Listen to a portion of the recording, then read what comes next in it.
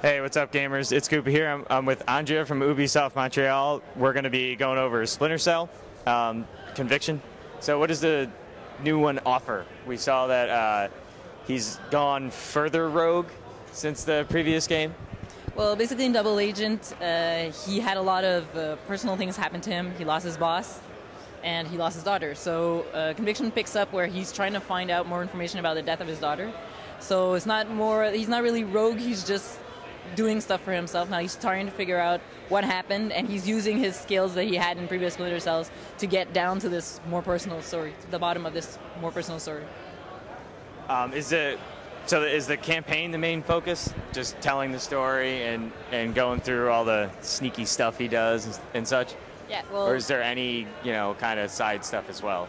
Well, there's one main storyline, and as you'll see, and we've shown in the E3 demo, for example, what starts out as a very personal story about his daughter gets a little bit bigger as the story progresses. The story will take place in Washington, so you can expect some American stuff going on, but yeah, so the main story is in Washington, so the story will get bigger than just Sam Fisher himself.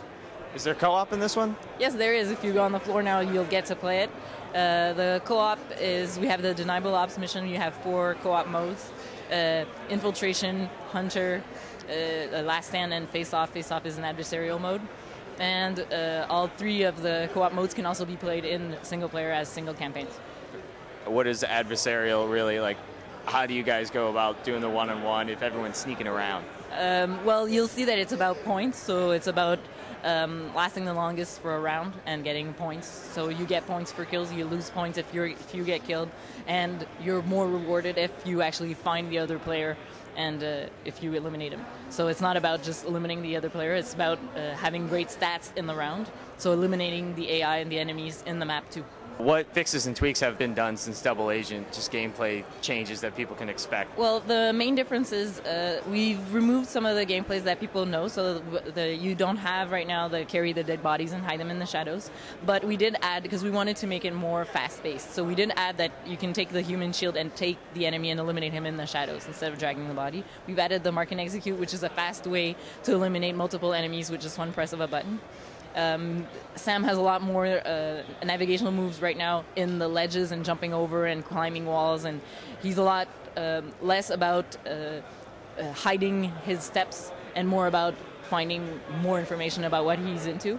So with Sam becoming more of a action hero rather than a recon hero, was that driven by the story? Or did you guys just feel that that's the way the game the format should go? Because purists would maybe complain that it's going away from its roots of the whole stealthy, hide everything, you weren't there kind of mentality. Well, basically the idea is that the story took Sam where he is now. It's more personal, so the rules are kind of bended. But we really felt that it was all about Sam, and that's what he would do in the kind of situation that he's in right now in the game. Personally, I'm a stealth player, and I play Splinter Cell Conviction really, really stealth. I don't enjoy the run and gun because I feel that I'm not being smart. So players that really enjoy the stealth, it's not forced upon you now, but it's used as a tool. So you can still play it the same way. You can shoot the lights. You can sneak behind an enemy and pick him up in a human shield and go in the shadows to eliminate him. So the gameplays are still available to you. They're just not forced onto you. Is one mode of playing Sam more efficient than the other? Well, you'll see that when you play it, the enemies are pretty smart.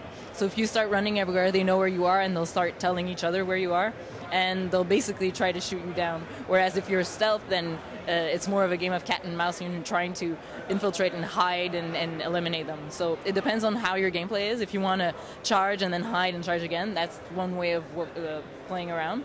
But you'll see that there are ways of playing that, the AI is not stupid. It's not going to let you run around and kill everybody. It's going to try to catch up to you, and it will, possibly. Awesome. So when is Conviction out? It's out on April 13th on Xbox and April 27th on PC. Thanks a lot.